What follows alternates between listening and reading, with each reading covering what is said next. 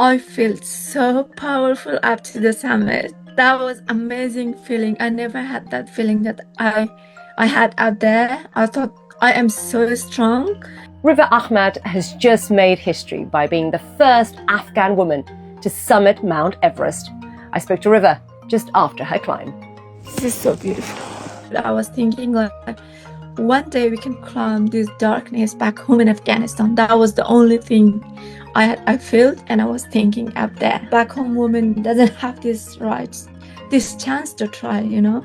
As a teenager, River survived a deadly Taliban attack, faking her own death with menstrual blood. They stopped the bus and Taliban came over to me, like killed so many people, and I was so quick to save my life and used the period blood, put it on my face. When I saw the Taliban, like they were walking to me, and I would just cover my eyes, but I hold my breath, and these people checked that I pretend that I'm dead, and it was a scary time. It was so scary.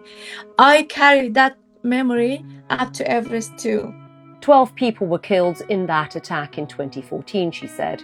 River was one of 3 survivors. She tells me she found solace in mountaineering.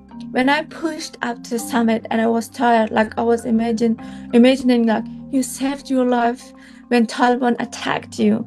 You saved your life, you can climb, you can climb. That was my motivation.